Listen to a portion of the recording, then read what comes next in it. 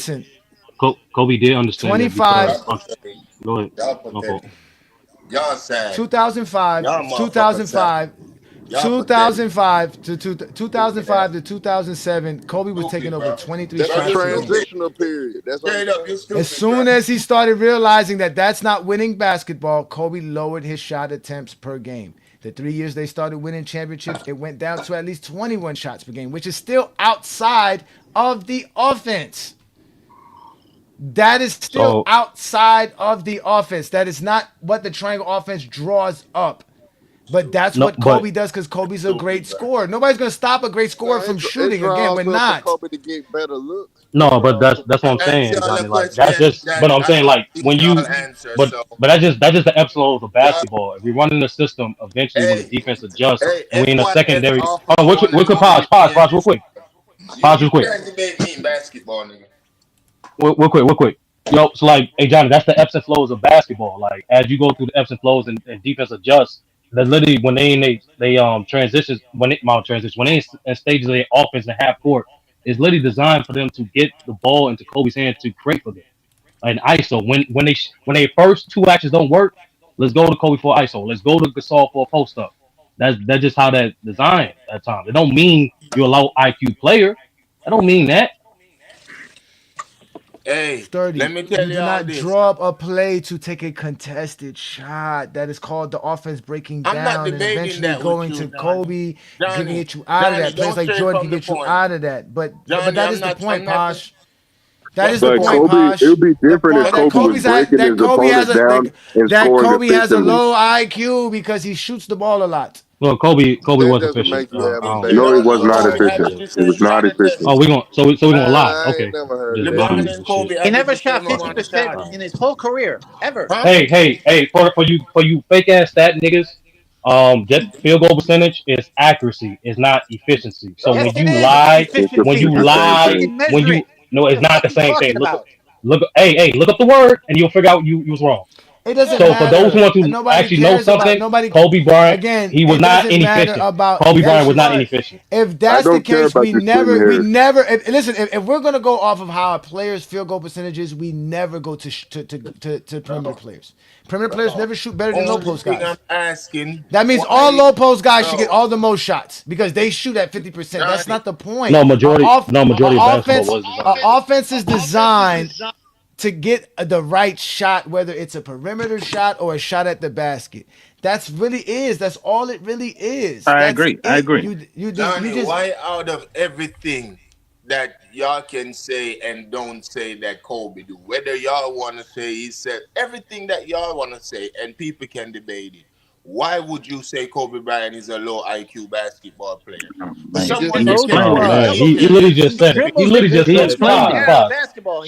For Pause. He someone literally just that explained create it, bro. detail, for He you takes He to just films say by that his explained it, he shots bro. and was, he's a bad teammate. That you just sums cannot it let up. people He explained pass it, bro. certain things that He's they're a bad saying, teammate and he Tyson. shoots bad That is the shots. most So stupidest he's thing not any efficient. No, basketball that's analyst, Zesty Bean stuff. Don't listen. creator, any single thing. Like, that's one of the worst things you can say, saying you're speaking about basketball, saying Kobe Bryant don't have a high basketball IQ. But you didn't even You're comprehend stupid. why he said that though. You He cannot he say already that. That's explained. what I'm trying to Pause. tell He you. already, I mean Josh. that's He did nothing to explain it, bro. comprehend though. I Stupid. mean This that's nigga's something just a Zesty regular Beans Stupid. can't Kobe fan. comprehend nothing. These Most people would niggas not can't say Kobe got a understand low any type of IQ. logic that puts Kobe in a negative light. Don't Kobe's a use that bad word teammate I'll logic. give and Kobe he shoots this. bad Don't use shots. that word I'll logic. give Kobe Don't this. Nobody's use it. saying Kobe got a low Talking IQ. about logic. Kobe has a high IQ on defense for sure. That's 50% of the game, right? No, the aspect that Kobe's name was brought up was the idea of how Jordan plays bad basketball with the shooting. And we started talking about high IQ and low IQ for defense. Same thing with Jordan. Jordan has a low IQ on defense, but Kobe has a high IQ on defense. Is that It kind of tells you. sufficient? It kind of tells Sufficient for you, you Posh? if. But I'm saying, Johnny, if we believe that, right? If Jordan and Kobe were low IQ players, On how do offense. they? Okay, on offense, the best side of they were known for. No, because Kobe was Why? very intelligent on defense. He was a smart defender. I'm not gonna take that. Kobe was very How in smart the hell? If these guys are such low IQ players, how in the hell did they become as great as we perceive them to be? because they're highly skilled. Yeah, exactly. Wait, so you don't need IQ to implement your skill, or that just No, that's two whatever? separate things. Oh no, that's not. Oh, so implementing your skill, the way you implement your skill is not a form of IQ. No, But you niggas was just saying how you take difficult shots. But now that, all right, bro. You right. Yeah, right, bro. Jordan's ability to palm a ball and maneuver in the sky is not high IQ. It's athleticism. It's natural ability. He's not really think. He even tells you he doesn't even think about it. He's not even thinking. It's a reaction. It kind of tells you. It kind of tells you this. Well, I'm not going to disrespect the NBA like that. The NBA is not. It was not dominated by two men that were low IQ players. To show you how low of an IQ Michael Jordan. Okay, to show you how low of an IQ Kobe and Michael Jordan had on offense. You really think Kobe designed his fadeaway so he can take contested shots? Is that smart? That you're gonna challenge yourself to take bad shots so that you can at least know to make them? That's not high IQ, so that's bad basketball. That's just called Kobe being Kobe. You don't practice taking bad shots. Contested shot. Well, Johnny, watching basketball, contested shot is not just the sole responsibility of the offensive player. Sometimes the defender plays great defense. He still has to be in your fucking face. The defense can be. But I'm not going to disrespect the defender though. I'm not going to be like, because the defense played good, he was at low IQ because the shot was contested. I'm not going to be that disingenuous. But that's what I'm trying to explain to you. There's no play designed to have a contested shot. So if you're taking a contested shot a lot, that means you're low IQ. I think you're selective with the context you want to use, brother. That's not context, bro. There's no play. I don't draw a bunch of bad shots. I don't draw no running. I'm actually adding context. You need to remove and add. Y'all need to look up the words, sturdy. I do not draw up a running play that doesn't open up a hole. That means I have to design something for a. I have to because y'all don't know plays in basketball. We know offensive basketball. We know football. It's easier to explain that to you. There is not a play designed by the triangle offense that says, you know what, Kobe, here's your isolation contested shot. Go ahead now. We gave it to you. No. That's why it's that's what I'm saying. Every shot. That's what I'm saying. Every shot is created to get an open shot. Everything don't go according to plan. Yeah, so that's why I said, never mind, bro. We going to circle. And that's why I said going outside of the offense isn't your IQ, it's your skill and ability. Because as soon as you don't have that, you are no longer effective. Unless I get it now. The way you use your skill is not IQ, but for certain things it is.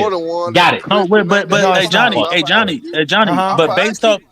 But again, those things are based off your personnel. Again, if I got a player that is dynamic like a McCaffrey or a Alvin Kamara, I'm okay getting him in a one-on-one situation with the linebacker because he's that skilled. So I'm going to draw up a play for that to happen. When somebody has a less, but let me finish. Somebody that is less of a running back, I may not draw up that play because I don't think he can beat that one-on-one coverage like a Kobe can, a LeBron can, and those type of players. That's my point. Versus that linebacker, you're going to get the open man. That's why the player is not open necessarily. No, but that's the point of the play. The point of the play his skill is dictating the play is designed because I'm gonna put the faster man on the slower man. That's the play design. The faster man is there. The play design isn't again. Exactly. And I'm gonna put Giannis in the opportunity because he's the stronger man. But there's no play design for Giannis to dunk over somebody. That's you can't expect Giannis to do that all game. That's bad coaching. That's the point. So there's no play drawn up for Giannis to dunk on somebody. Okay, yes, but it is though. Not necessarily dunk, but score. It's not. I'm not talking about dunking. Open. I guarantee the play is drawn up for him to be open. No, it's not open. It's to get him in a one-on-one situation with a lesser player. Nobody draws up a play to get a contested shot, Tyson. That's not true. They don't draw up ISOs in the post for Kevin Durant. You just told me I was beating the same horse. No, but Johnny's being disingenuous right now. If you don't think it's a play is drawn up to get, hold on, bro. If you don't think Kevin Durant is not to get Kevin Durant in an ISO on a one-on-one player, he's not necessarily open, but they know he can shoot that shot over him. Again, that's why based off his skill. That's why you're not that successful with Kevin Durant.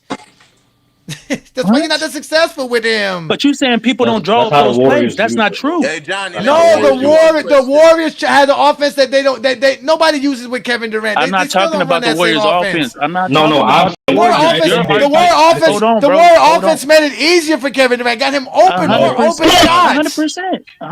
100%. But they were one-on-one shots too because they couldn't double team. Literally got it for the ISO. Literally, yes. You couldn't leave Klay Thompson and Steph Curry. When the Rockets ran box to one against the Warriors, they literally had to go through KD more than ISO. They literally had to finish the position more than ISO. The game plan for the Warriors was not to let Kevin Durant run hold on, and that's fine. We can disagree there. But he didn't play his whole career with the Warriors, Johnny. So when you say when you say that he didn't that coaches didn't run players for him to shoot get an open shot against a defender when the defender was right there in his face, they literally ran offense for that. And the whole point is you can't stop Kevin Durant one-on-one. So now I have to bend my defense, and that's going to create open shots for other players based off Kevin Durant's IQ and him making the right play. Was it always successful? No, but that's what the game plan was in a lot of situations. Not even a good playmaker to let him decide. But they still do it. That's why they've never been successful. That's why he's always okay. That's okay. You can say KD is a flawed player. That's my point. That's not your point you were making. You said the point is that the offense is not going to win if you're going to be drawing a bunch of ISOs for Kevin Durant to go one-on-one versus whoever it is. You said no coach does that. Tyson. That's not their offense. That's not their offense. That's not their offense. That is not their offense. Goddamn. They're moving, bro. Fuck. That is not. Getting Kevin Durant in isolation was part of their offense. That's not no team's offense, and if it is your offense, you're not winning with Kevin Durant. Just like nobody won with Kevin Durant. That's not the point. That is the point. There is nobody who's drawing an offense for Kevin Durant to go ISO. That's not the offense. That's a play. That is a play that they can run. Do they have ISOs? Yes, but that's not their offense. Their offense is an ISO basketball. That's not winning basketball. Especially in today's league. Okay, bro. If you don't think Chicago's Bulls offense wasn't to get Jordan and on the blocks against the player one-on-one. It wasn't. Phil Jackson said it specifically, Jordan. It was very easy to stop you this way. We can't run an offense like this. It's easy to stop you. Well, why they didn't? They ran a triangle. The whole reason. I understand. In the fourth quarter. Jordan in the post. Triangle offense moving around him. Jordan in the post. Triangle offense moving around him. Making it hard to guard Jordan. Correct. The whole point of us calling them bad or low IQ players is because they don't play in the system with their team. The offense requires a post player. The offense requires a post player, whether it's Jordan, Wennington. Doing the same shit, Tyson. The triangle offense. The triangle offense is predicated on having a post player and players moving. I agree. You can run the triangle without Michael. All right, Tyson, you can't let go of point. And they did in '94. Just like you just said. And they were 14th in offense. Yes, because you just lost a 30-point per game score. But you said he did. You said, "Oh my God!" You said they had to win despite that. They won. No, I told you they could have won with him averaging 25, not taking away Jordan. They could still win with Jordan scoring 25 points per game. That's what I said. I'm not telling you that a 20-point per game doesn't make your offense better. Jordan's a 25 point per game scorer easily. He's only a 30-point per game scorer because he's a 20-shot per game taker. He's taking 20 shots per game. There's no offense that requires that. No offense. Again, they didn't need him to score those 5 extra points for them to win those championships. I get we're going in circles. Y'all keep saying that like it didn't happen. Like y'all keep saying that hypothetical like it didn't happen. His whole prime. Right. So you can say that. with LeBron next to D Wade and Chris Bosh, it's not God damn. required for LeBron James to have 10 assists and 25 points and 10 You're rebounds. talking about something different. You're comparing apples to Again, oranges. again. Tyson, don't use common sense, bro. It's LeBron not gonna James get you has far. won championships being the guy who takes a bunch of shots or the guy who doesn't take a bunch of shots.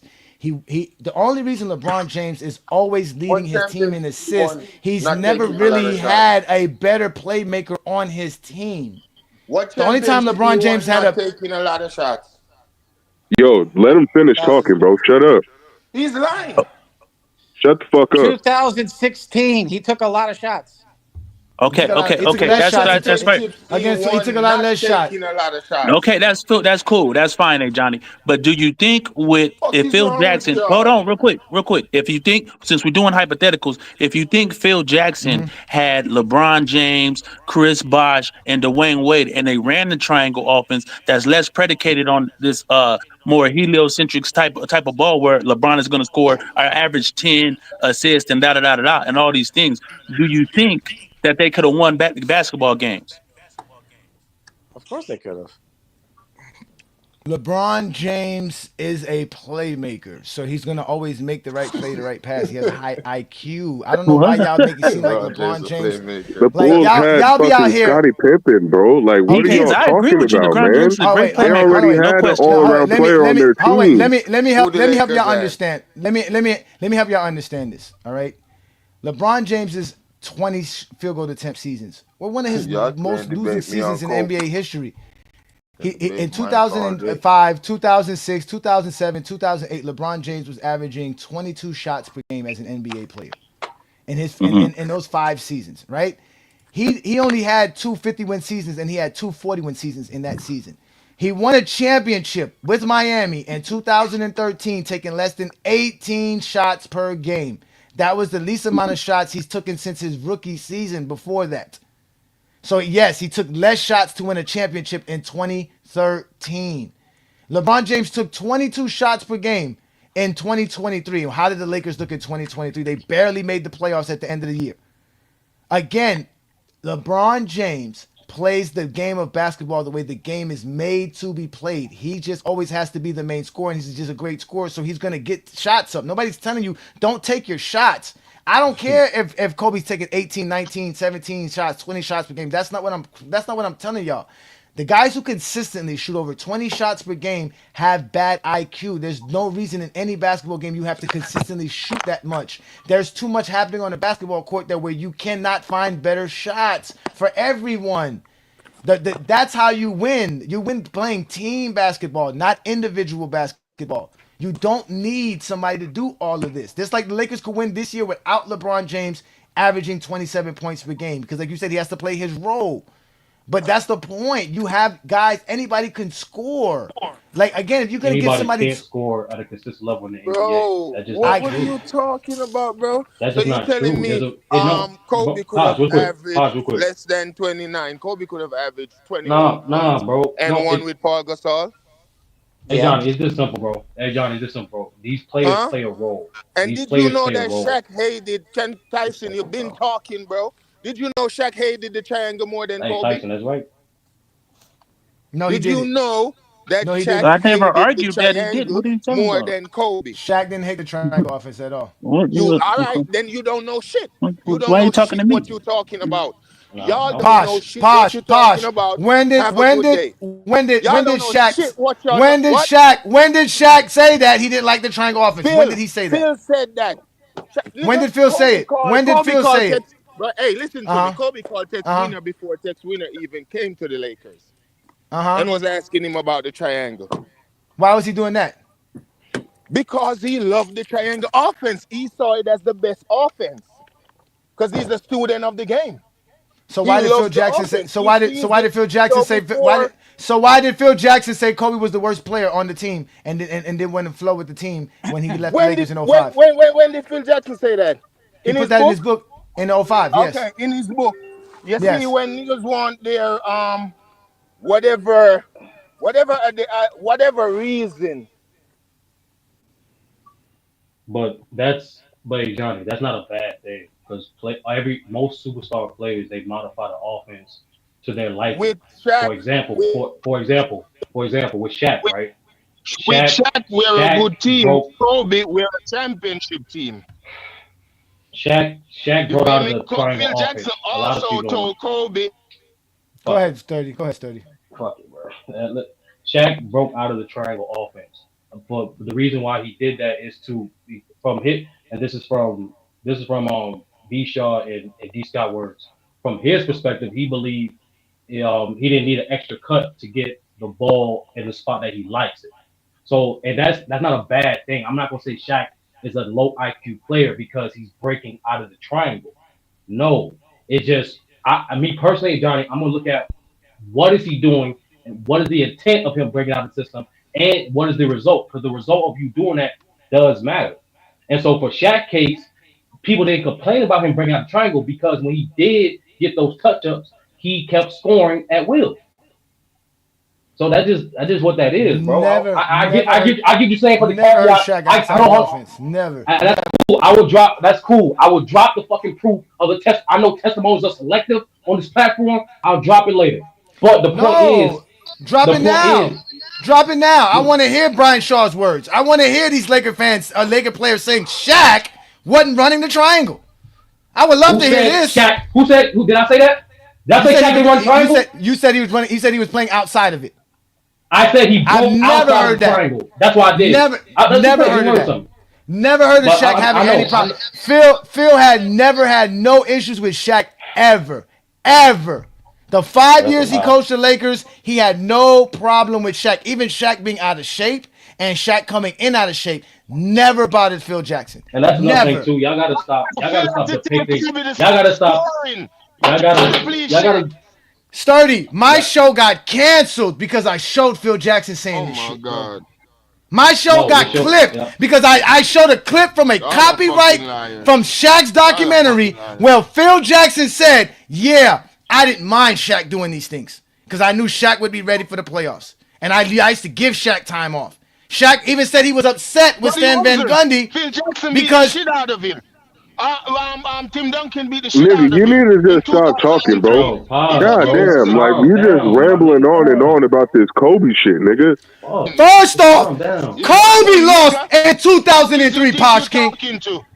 Posh, Kobe lost the series in 2003. He was jacking up a bunch of shots while Shaq was dominating. Those are the facts, sir. No, I'm not stupid. I'm a Johnny the Exposer, and you're getting exposed by the Exposer right now because it's Kobe's fault that the Lakers lost in 2003. Yes. Are you crazy? I'm not crazy. I can go show you the games where Kobe's out there taking 30-something shots per game to score 30 points while Shaq is out here averaging 30 points per game and only taking less than 20 shots per game. I can show it to you. 2004 is the same. 2004 is the same shit, Sturdy. Go look up the 2000. Listen, I'm Sturdy. I'm telling you this because Herm gave me this. This came from Herman Hollywood. Herm came here talking about 2003.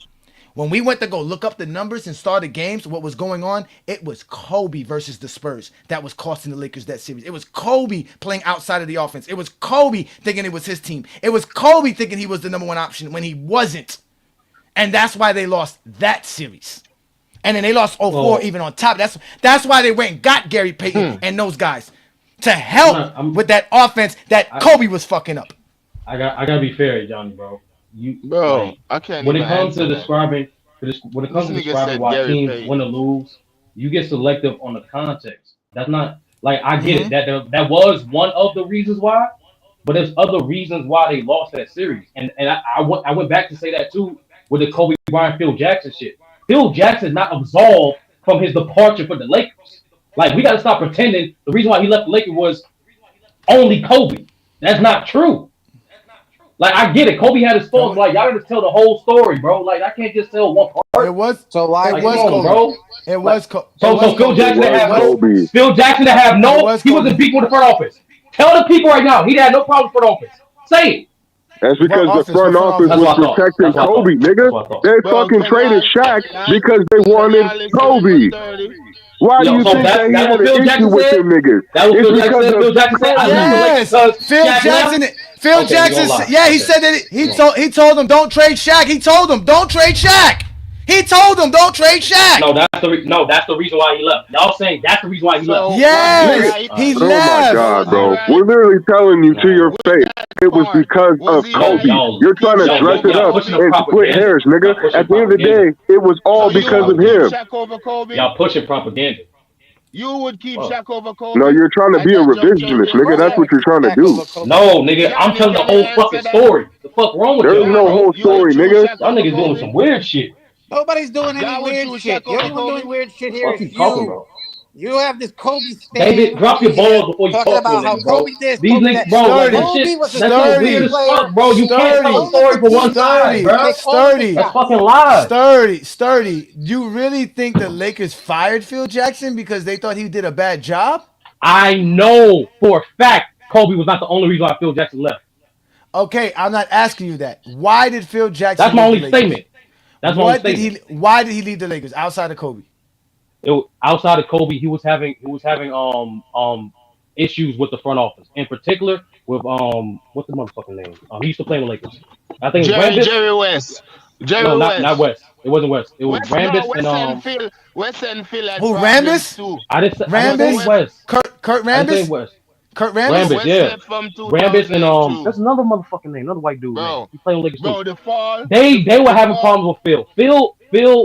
Phil said in his book that it wasn't just the issue between him and Kobe. He was also having disputes between the front office, not from contract extensions to different leverages, and he wanted other things within the Lakers as well. They want to give it to him.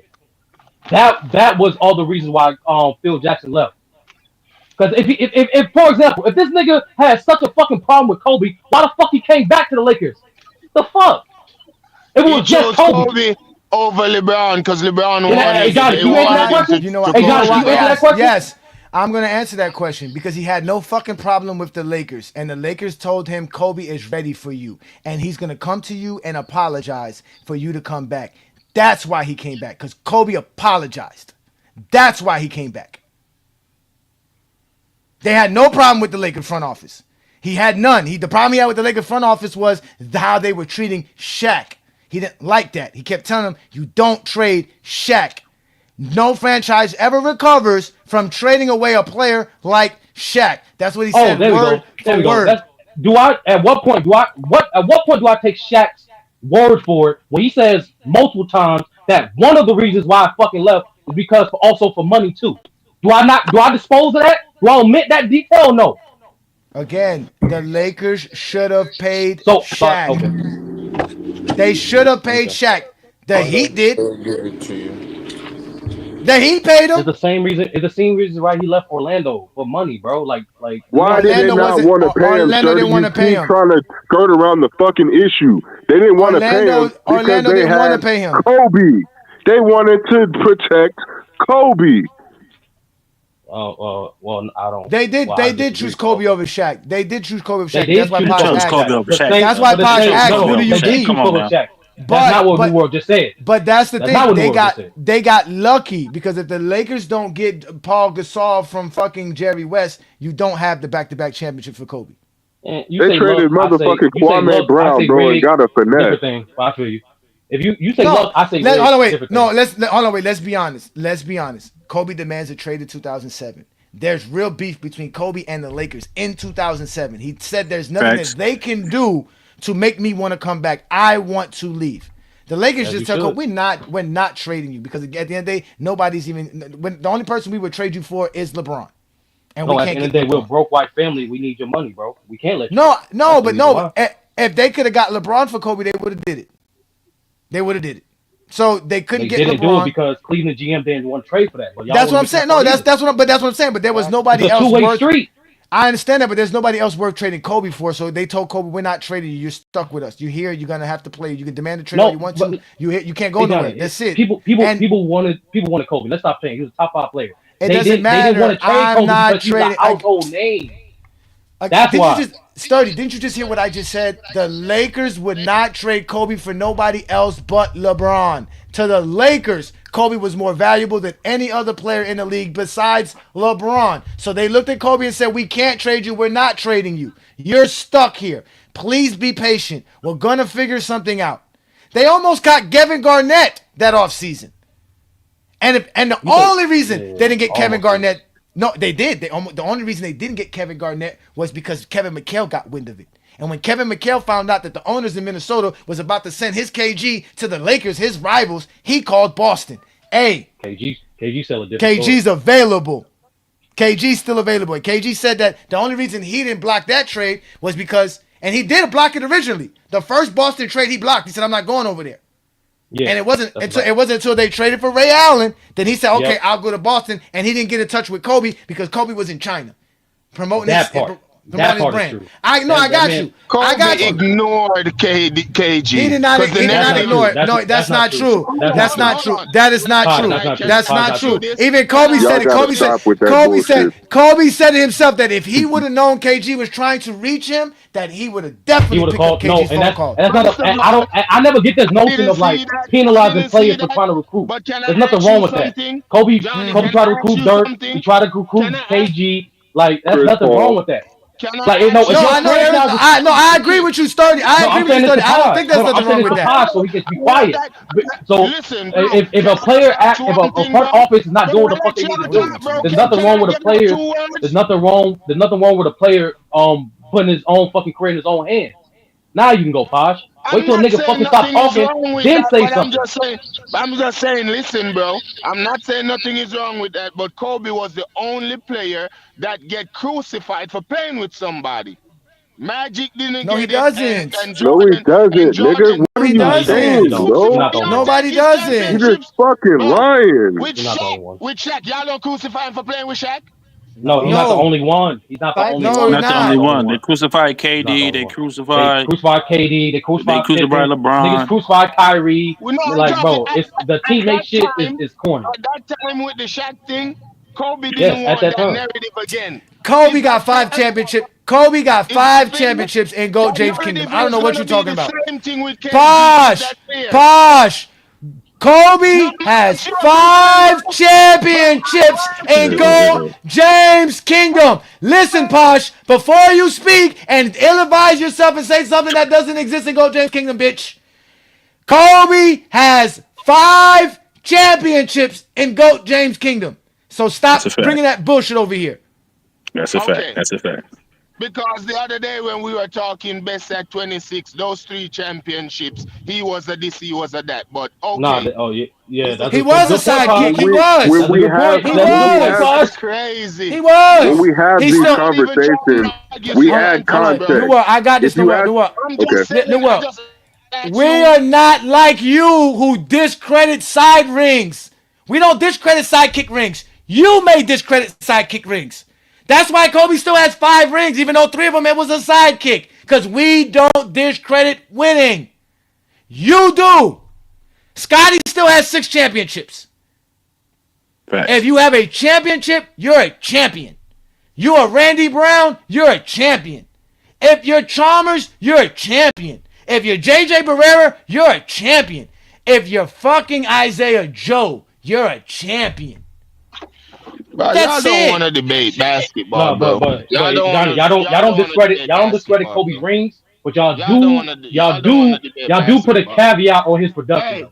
That's literally what y'all do. No, his production is what it is. Kobe's production is what it is. On it. Listen, Johnny, there's no caveat. You put a caveat on it.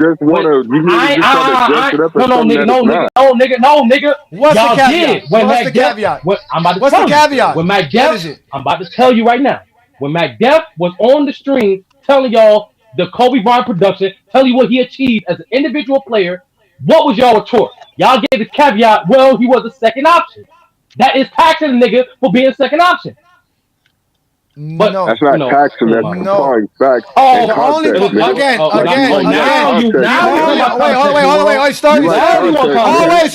Wait, Sturdy. It's not about context. You're leaving out the context of the idea of the only time Kobe gets brought up for second option is championships. So whatever stat Mac must have been brought up must have been championships. Because nobody. Sturdy. I let you go, Sturdy. I let you go. Nobody looks at Kobe 25 points per game. Nobody looks at Kobe Bryant's 25 points per game and say second option. Nobody looks at Kobe Bryant's 12 all-defensive selections. Again, nobody looks at Kobe Bryant's 12 all-defensive selections and say second option. Nobody looks at Kobe's, 15 all-NBA selections and say second option. Nobody looks at Kobe's 33,000 points and say second option. The only time Kobe gets called a second option player is when we have to remind him he won 3 championships alongside Shaquille O'Neal. Because they like to believe Kobe's the reason why he has 5 championships. That is a Zesty Jeffrey logic. We keep telling y'all, LeBron is not the reason why he has 4 championships. He played on 4 great teams. We keep telling y'all this. Y'all don't want to accept this. Championships are won by teams. Players are great by their stats and productions. Having a championship or not having a championship doesn't diminish your career. Karl Malone has no championships. One of the greatest players of all time. Hands down. Would he be a little bit better because he has a championship? Yeah, because that means he acquired something that's a part of being an achievement. That's the only thing missing from his career. But it doesn't not make him a non-great player. Nor does he even make him a loser. Johnny, can I ask you something though, bro? Hold on, Posh. You almost done, bro. God. No, I'm good. That was it. I'm just done. So I get here and go, James Kidden. We give everybody their credit. We give everybody credit. Everybody gets credit here. We're the only ones who say Kobe's a better scorer than Jordan. That's how much credit Kobe all right, Johnny. So I'm gonna do this task, right? I'm gonna just do you a favor. I'm gonna go to it was just 2 streams ago. I'm gonna do a counter. I'm gonna do a counter to how many times. No, hey, Posh. Posh. I'm sorry, Posh. Sturdy is a GOAT James Kingdom member. If you want to get any free speech, I'll make it quick. I'll make it quick. Go ahead. Posh. No, hey Johnny, because you wasn't here for that stream. You had to leave early. So I'm just letting you know that was literally what's going on that stream. It's recorded, but if you want, I'll put a little counter for you. I would love every it, time please. It was done. Because listen, I know for a fact here in GOAT James Kingdom, we don't discredit Kobe for anything. And when we do bring up the second option, is the fact that he won 3 championships. 2 words. 2 words, 1 name. 2 words, 1 name. Twin man. Go ahead, Posh. Oh, see, so wait, you said twin man? That's different. Go ahead, nigga. Hey, go ahead. Twin man isn't a part of GOAT James Kingdom like that. He's part of the kingdom. He is part of GOAT James Kingdom. Person. Oh, wait a minute. He's just as much a part of GOAT James Kingdom as you. So your word exactly. Don't exactly. Right. If you gonna say we at GOAT James Kingdom, don't do that. He does that. Don't do that. He does that, but he's not. That's what he's known for. We literally having Kobe chant. Yeah. Twin man nasty with it. Twin man nasty with it. Fuck out of here, hey Johnny. Twin man. Oh my nigga, twin man. Listen, hey Posh. Listen, Posh. I know you're out, Posh. We appreciate you, Posh. I know it's hard for you to listen to us here, but we are GOAT James Kingdom, sir. We have Kobe in the top 10. Facts. But hold on, wait. Actually, we don't. Yeah, drop the link for twin man. Wait, what? Y'all change your mind? No, as individuals, we have him. Both Brand and I as individuals have him as our GOAT. Our formula for GOAT James Kingdom, the formula that we use, Kobe ended up being 11th. Oh yeah, okay. All right, bro. John, you gotta stop doing that. Like, no, Kobe but that's because we create a formula for just your stats and your accolades. Right. Yeah, the MVPs hurt Kobe. But he got it. Yeah, a lot of things hurt Kobe. And another thing. And the other thing that hurt Kobe was them forcing us to put the analytics, which Brandon and I don't never like the analytics. Brandon used to like the analytics, but now he realizes it's not, analytics is bad for Kobe. So us adding the analytics hurt Kobe. Yeah, the analytics hurt Kobe a lot too. But the board, the win shares, I'm not saying all you're that. wrong. I'm not saying that's not true. What I am saying is right. It's kind of funny when okay, we're GJK. We have 3 or 4 members up here. All of us have them in the top 10, but our list don't have them top 10. That's why I say that's kind of funny. It's because all of us have a different criteria. Brandon has a different criteria than our thing. Remember, we created a criteria to remove our biases. So Brandon and I's biases is removed from our official GOAT James Kingdom top 10 players, all-time list. Yeah, your bias. So exactly. So that means when Brandon adds his biases or his subjectiveness, Kobe's in his top 10. When I add my biases and my subjectiveness, Kobe ends up being in my top 10. So and the reason that is because I can't find a way to measure records. Again, Kobe's 81 points is not included in our criteria. We don't have wait, hold on. Records is easy. Do the same thing.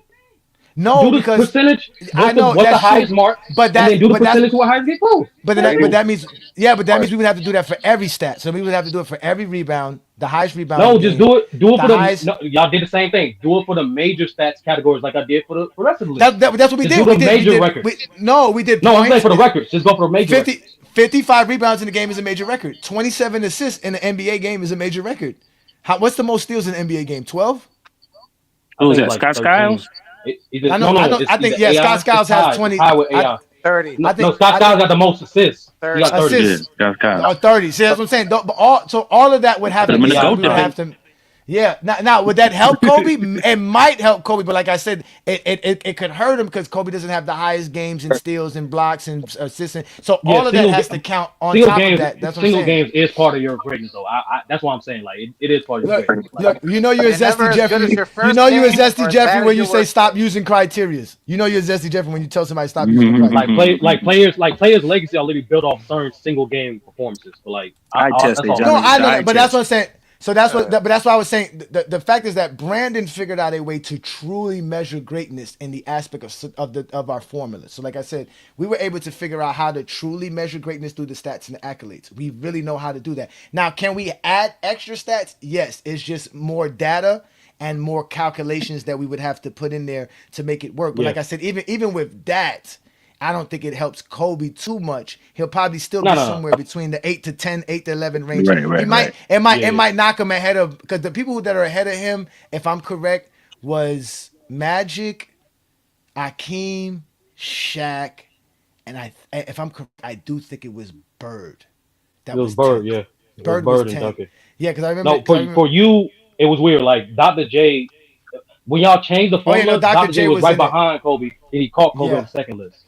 That's what happened. Yeah. So it was Dr. J was a part of it. So it was Magic, Shaq, Dr. J, and Bird that end up passing Kobe to be in the top 10 because Duncan was 6. Last thing I'm gonna do, but y'all should also include free throws because I had to accept this too. Free throws is a central part of basketball. You gotta include that. That's literally a fundamental aspect of basketball.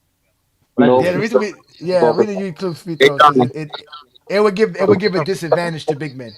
No, but it is a disadvantage to big men, but at the same time, it's everyone has to do it. So it is like, you know what I'm saying? It's literally a fundamental part of the game.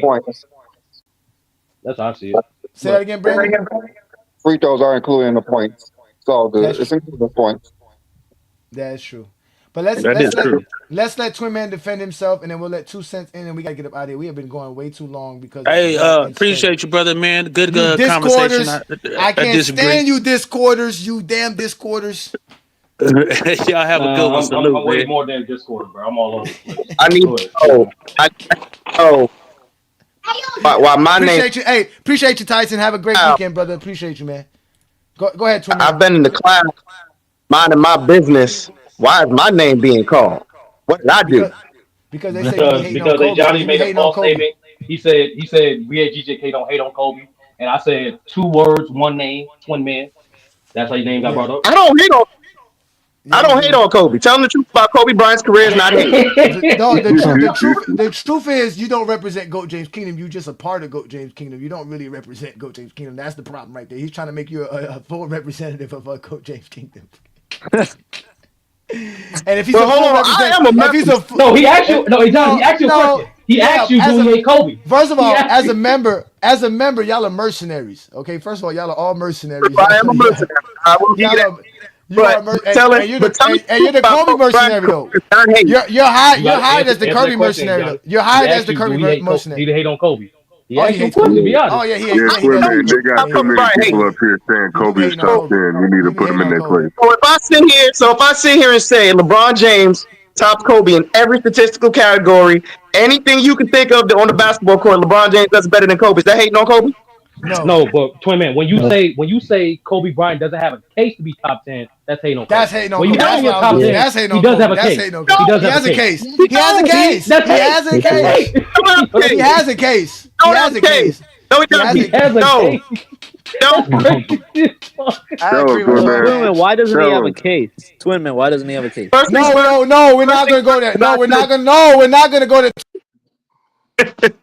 Go James Kingdom member. We've heard you. We didn't even know how to summons you. All we got to do is say Kobe top 10, Kobe top 10, Kobe top 10, and you appear like a genie out of a bottle. So we already know that. Let's get 2 cents in. Right. Let's my get head starts hurting on right. I need to come up here and dispel nonsense. Let's get 2 cents in here. 2 cents. Welcome to Goat James Kingdom. I'm quite sure this is the first time we've seen you here. The show went on. We are all over the place. Whatever you heard, whatever you want to discuss, go ahead and say what you have to say, please. Yeah, I'm gonna make mine short and sweet, man. Yeah, you 5 hours in. Y'all 5 hours in, but man, you hurting some feelings. Talking about Goat James. You got a whole channel, bro. Oh my God. But hey, let me say this. Hey, listen, let me say this. Here's what people don't understand. When you say something about Kobe, I'm like, we're not discrediting it. They was trying to make you defend something you didn't say. It's a reason why in a graduation class, you got a valedictorian, you got a salutatorian. Okay, if I graduate, all these people graduated. I'm not discrediting their diploma, but guess what? You are not valedictorian. Just like we were talking about Shaq. Those 3 championships, he was the man and he was the sidekick, and that is factual. That does not negate what Kobe did. Fact of the matter, he was at that time. What he did afterwards, I get you. But I just wanted to say that, man. I'm glad I found this channel. Man, I saw Kurt and all them guys in here. Oh, they cried. But go ahead. Hey, salute to you too, Let me introduce. Let us introduce ourselves, okay? First of all, this is B. Lee. All right, he is the co-founder of Goat James Kingdom, alongside myself, A. Johnny the Exposer. Somebody has to be muted. You're moving around too much. I'm A. Johnny the Exposer. We are Goat James Kingdom. This is what we do every Sunday afternoon. 12 Eastern, noon Eastern, right here. We talk the GOAT basketball, and we have fun. As you can see, we even go live on Friday nights. You must be known because as soon as you popped up, CJ, who's a part of the Pull Out podcast, said your name. He must already know who you are. And Posh King over here, who's also at the Pull Out podcast, said the same thing. Is this the company you keep? Yes, we keep real basketball fans over here that watch the game, whether Kobe Bryant or Michael Jordan are playing or not. Whether LeBron is playing or not, we're still watching basketball because we're real basketball fans. So we want to welcome you, 2 cents. Make sure you subscribe to our channel, hit the like button, hit that ring notification so that you know exactly when we go live. We even do TikTok lives as well. We're all over the place. Welcome to Goat James Kingdom. Let's let Solo 50K go, and then we can get up out of here because he was patient enough to step up as well. What up, Solo 50K? Say before we go. Hold on, wait. Let me get Solo in it. So go ahead, Solo. I had to mute you because you had noise, but you can go ahead now. Go ahead, brother. I said, what up, GJK? Yo, thanks for having me. I've been watching you and B Lee's videos, like in debates. So I just came here to join in for the first time. That's all. Nah, we appreciate you. I mean, you're kind of late. We're usually done by now. I actually kept the show going longer than normal. But again, this is what we do. If we let what's his name, Creamers Pro see this, he's gonna be like, they were live for 5 hours on Sunday. Those guys were live for 5 hours on Sunday. LeBron fans. It's crazy. Like that guy is such a hater. Hey, one thing to say before I leave. I just want to sit here and say, John, if you not, I know you ain't up here, John, but I just want to let you know. I heard what you said earlier about my Knicks talking. I just want to let you know we done bust the Bulls ass, we done bust the Heat ass, and we gonna bust the Heat ass again on Monday. You know what? Hey, all I know is y'all ain't nobody care about that. Get your ass up out of here. Nobody care about that shit. Get up out of here with your bum ass Knicks. Y'all ain't busting around. Hey, Johnny, the Lakers better beat the Knicks. I can tell you this right now. You Laker fans, you better fucking beat the Knicks. Because I'm tired of the Knicks. I'm tired of Twin Man and his goddamn Knicks, man. I'm tired of this shit. And don't wait, because we're gonna beat them tomorrow night. So we're gonna actually do a live tomorrow night. We're gonna do a whole live. So don't be running, Twin Man. Don't be running. Oh, I'm gonna be there. You better be here, Twin. Look at this, y'all. Look who's in the comments feeling happy about himself. Look at this. Oh my God, you Zesty Jeffries or something else, man. We don't care about you, Zesty Jeffries. None of you guys can do what we do. So again, if you guys like the content that we do here at Goat James Kingdom, like I told y'all, hit that like button, hit that subscribe button. Don't be afraid to become a member of the channel because Brandon and I are going to continue to give you guys great content like we do all the time right here on Goat James Kingdom. There is no place like GJK. If you want to have the exposer on a one-on-one situation, pause. Every Friday night, right here on the Goat James Kingdom platform, 9 p.m. Eastern, the Friday night exposure with the exposer. We only talk hoops here on basketball. Tonight, we're going to do an FYF live debate. I don't care what time it is. I need to have it done. I'm tired of you TikTokers lying. I'm tired of y'all acting like Viz, Mez, Vision, and all these dudes are cooking when they don't do a goddamn thing when it comes to the game of basketball. But we're going to expose them tonight right here on the GOAT James Kingdom platform. So y'all make sure to check us out there. Also, don't be afraid to check us out on Wednesdays because we do Casual Reacts. Shout out to Casual Reacts and the gentleman there. Even King Speech Rose involved in this, and C-Dubs on Wednesday nights and Tuesday nights. We do actual games. We watch basketball. We do play-by-play right here on GOAT James Kingdom. This is the best place to watch basketball. Even on Monday nights, you can catch sports about football, everything that goes on in sports and general entertainment with the Real Takes Over Fake Debates sports show with SB, Talk Sports, and Sean. Those guys do a great job giving their takes and breaking down the game like none other. Then, of course, we have the Alan Powell Show. Now, let me tell you this, guys. If you guys are very interested in bringing your content to GOAT James Kingdom, we are more than happy to open up our platform to you. We are looking for other content creators who are liking to go live, who like to create content. If you are interested in having your own program and you already have your own show and you want more eyes to watch your show, we have over 70,000 subscribers here on GOAT James Kingdom. We can get it out there. We are looking for more content to put on our channel. So if you're looking for more views and more reach out to Brandon and I at GOAT James Kingdom show@gmail.com. And again, become a member of the channel by hitting that join tab. When you hit that join tab, you'll see all the different perks to becoming a member of the channel.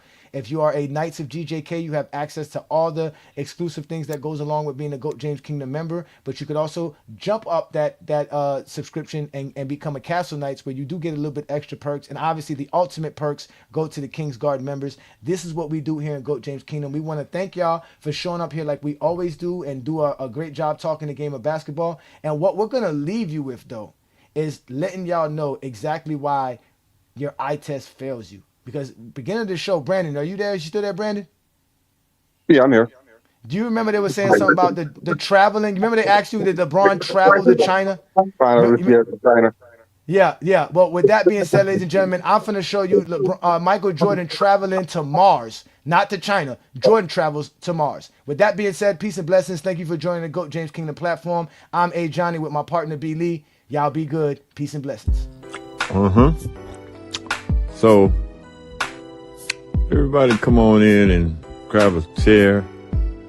Let's watch this little movie we got here. So, the issue of traveling has made it to the surface again. So, I figure we get some popcorn and enjoy this movie of traveling, right? Let's just enjoy it. Travel after travel after travel. Right?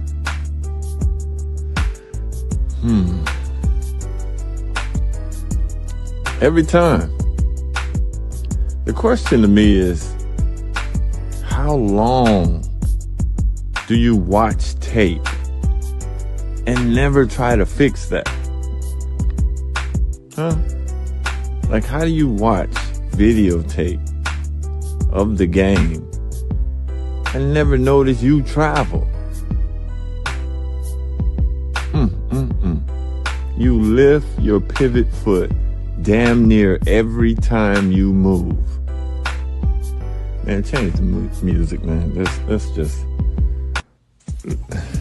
Because imagine the outcome. Imagine if all these calls were made against MJ. Imagine the altering outcomes of all these games. MJ will go into depression.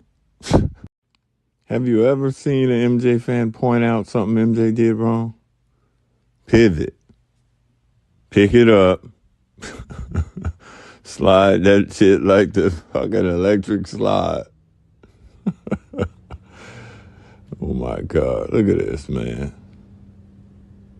Just do it fast. Pivot. Picked it up. Picked it up. Straight traveling, bro. Pivot. Oh, you didn't see it? Okay. Pivot. Pick it up.